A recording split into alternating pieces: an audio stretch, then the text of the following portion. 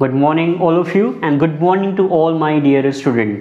Welcome to my YouTube channel. चलिए aptitude को simple बनाएं शाह सर के साथ। आज मेरा कैलेंडर का फाइनल एपिसोड है जिसमें मैं आपके साथ forward stepping table, backward stepping table और कैलेंडर के कुछ इंपॉर्टेंट नोट पॉइंट डिस्कस करूंगा।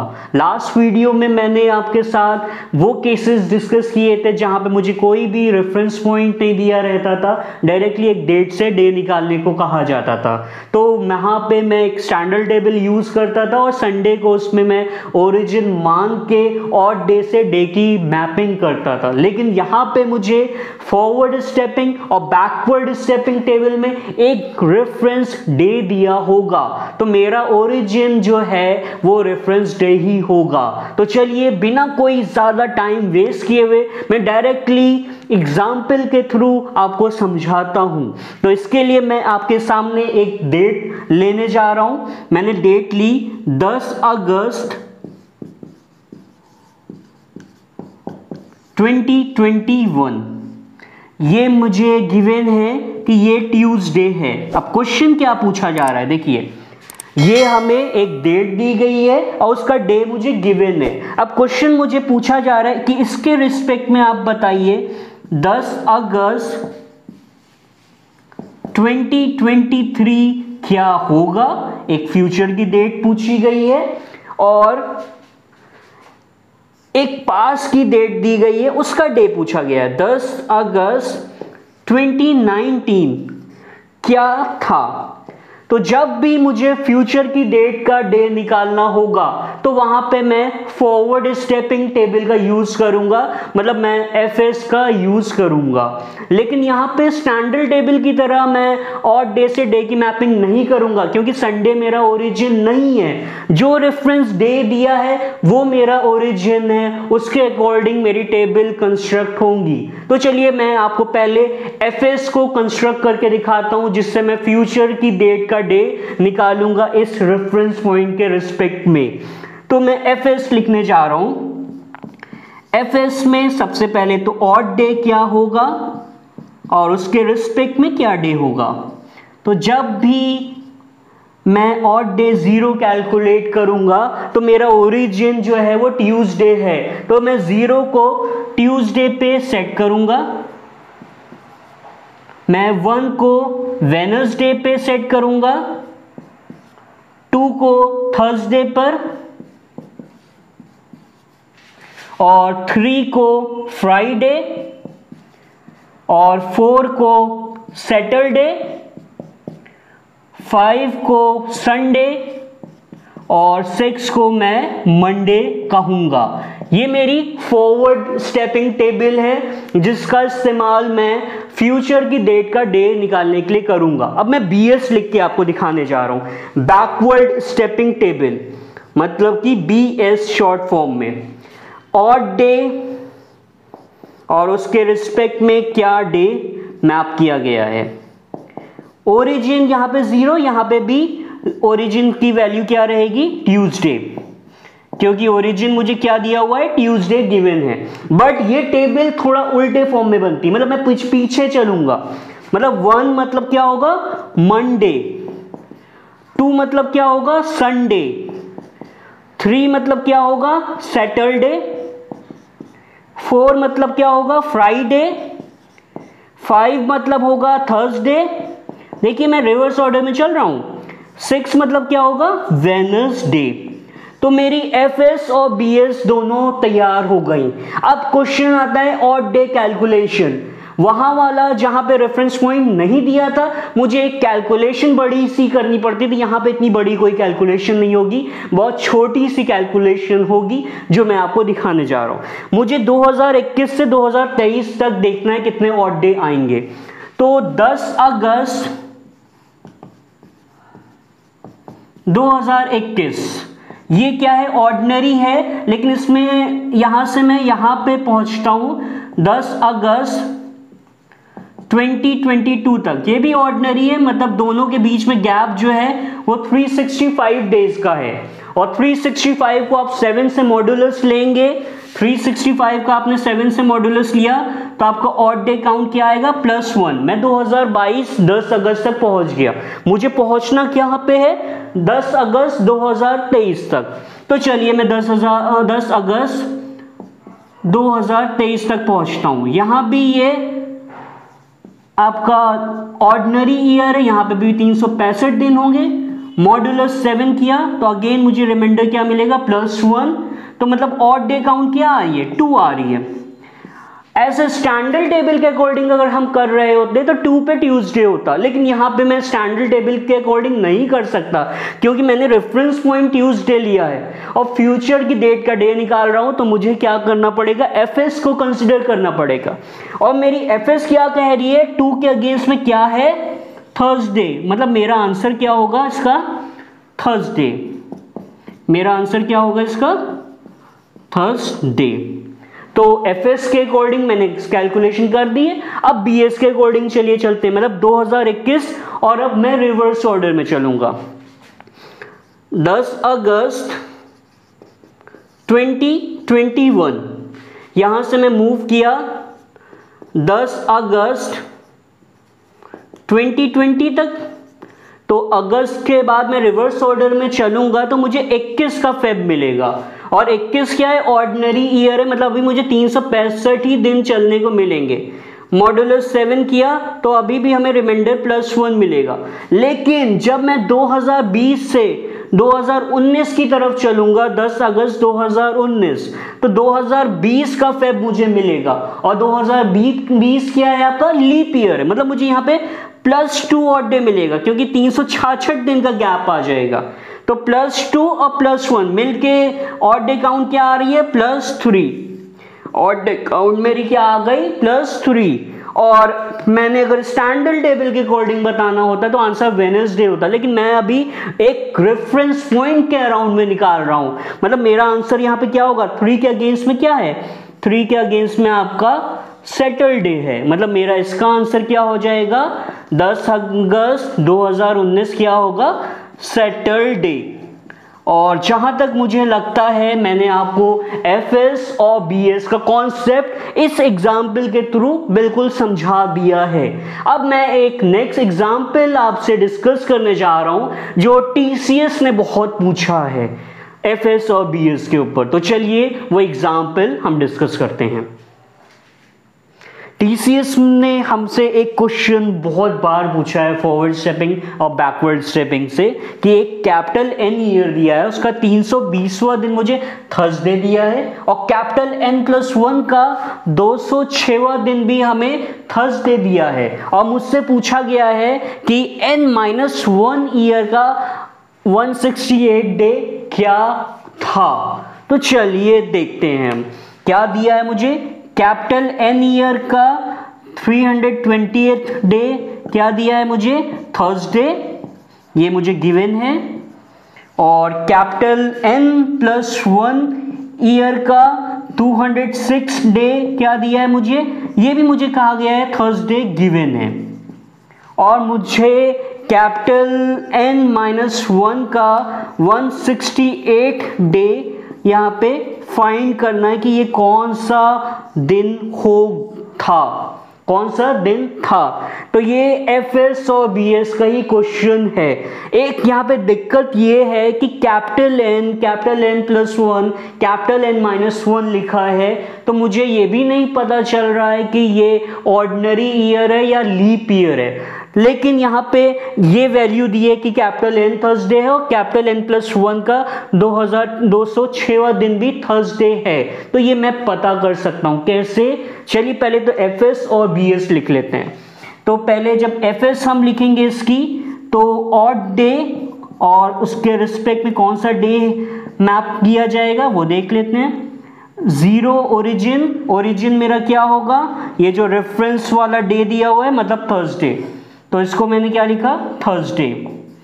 1 को मैं क्या लिखूंगा फ्राइडे और 2 को मैं क्या लिखूंगा सैटरडे और 3 को मैं क्या लिखूंगा संडे, 4 को मैं क्या लिखूंगा मंडे, 5 को मैं ट्यूसडे लिखूंगा और 6 को मैं वेनसडे लिखूंगा। ये मेरी एफएस है क्योंकि मेरा ओरिजिन क्या दिया हुआ है, थर्सडे दिया हुआ है।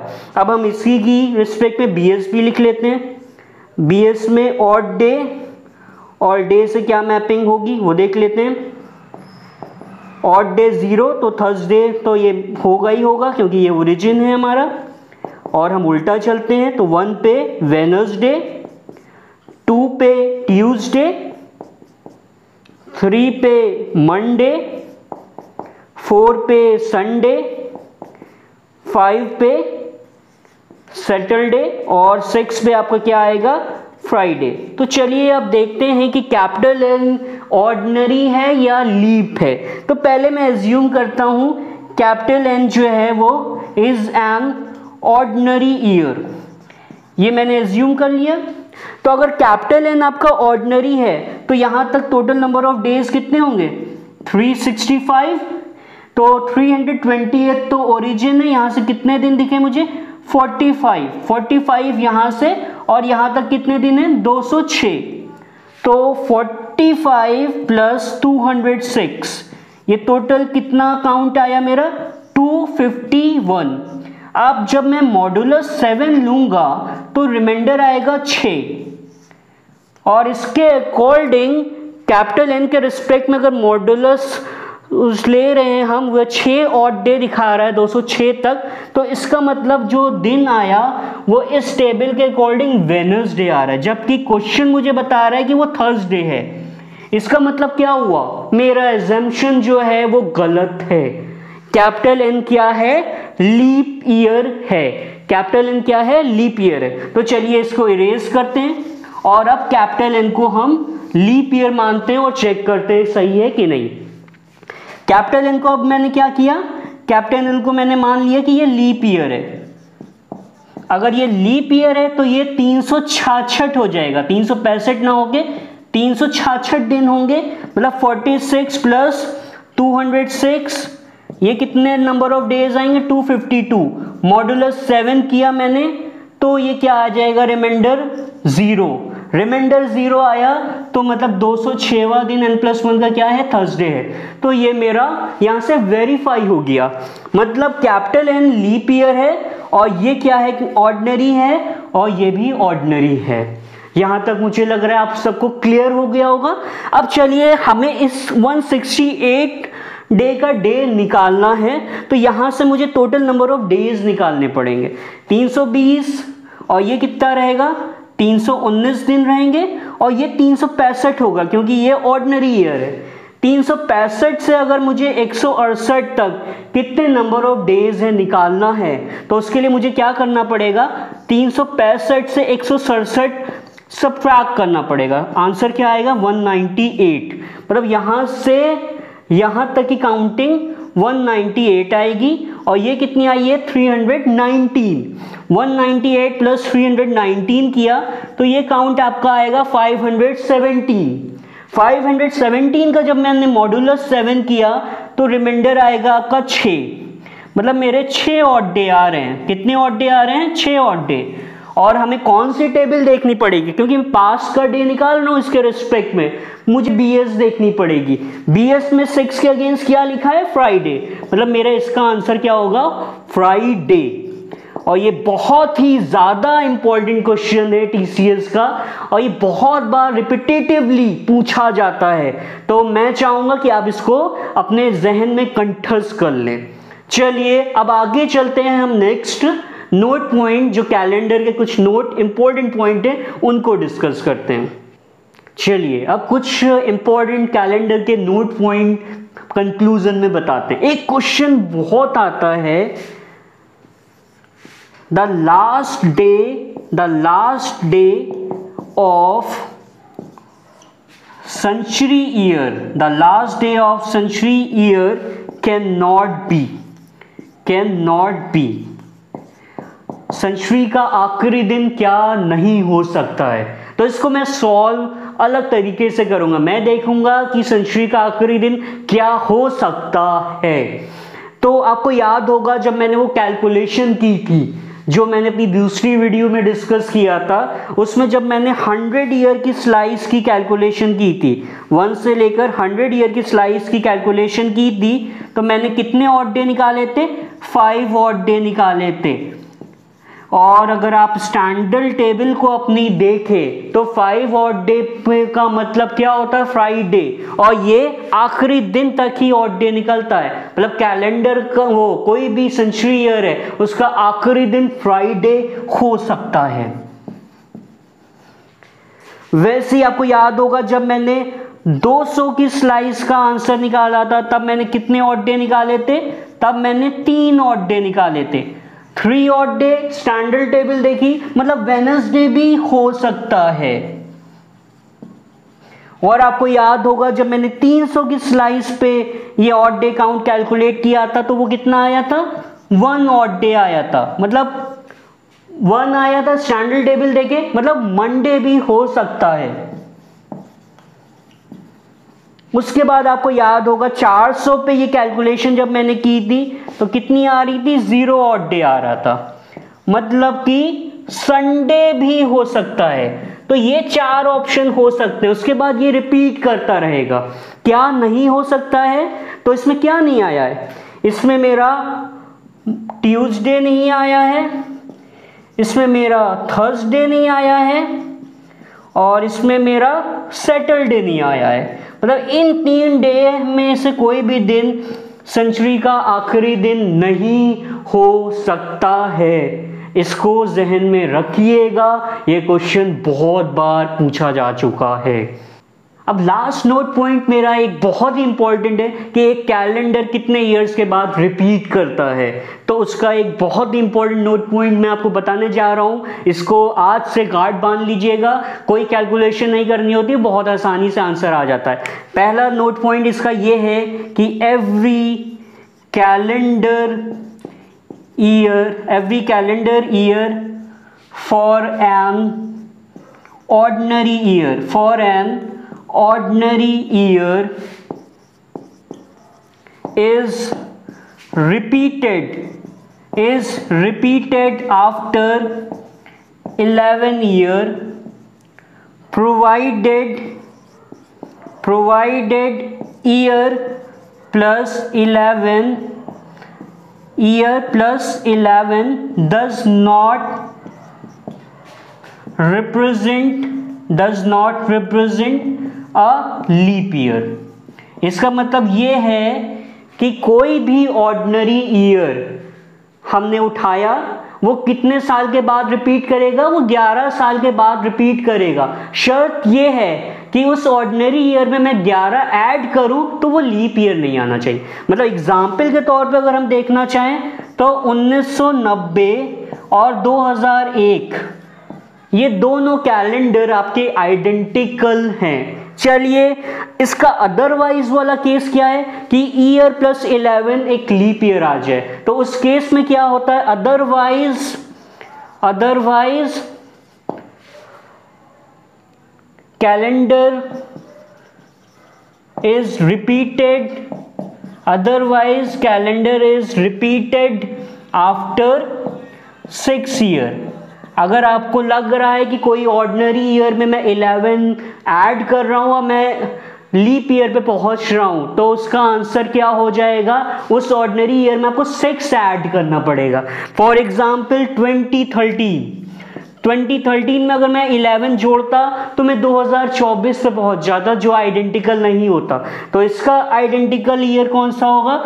2019। 2013 में आपको 6 ऐड करना है। अब चलिए इसका लास्ट पॉइंट जो है, every calendar year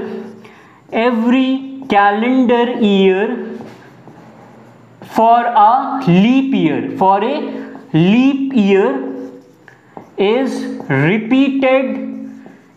repeated after 28 year. ये याद रखिएगा, अगर आपका कोई लीप ईयर है तो वो 28 साल के बाद रिपीट करता है, मतलब आइडेंटिकल कैलेंडर होता है। आइडेंटिकल कैलेंडर तो मुझे लग रहा है आपको समझ में आ ही रहा होगा, मतलब अगर इसका 31 जैन मंडे है तो उसका भी 31 जैन मंडे होगा, अगर इसका 31 मार्च ट्यूसडे है तो उसका भी 31 मार्च ट्यूसडे है। ये मेरा कैलेंडर का फाइनल कंक्लूजन था।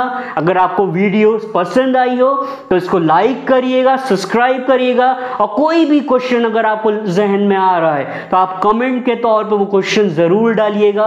इंशाअल्लाह मैं उसको सॉल्व करके आपको जरूर बताऊंगा। और नेक्स्ट वीडियो से मैं नंबर सिस्टम को डिस्कस करने वाला हूं, और साथ में नेशनल क्वालिफायर टेस्ट पे भी बहुत जल्दी मैं वीडियोस लाने वाला हूं। चलिए, that's all for my today's video.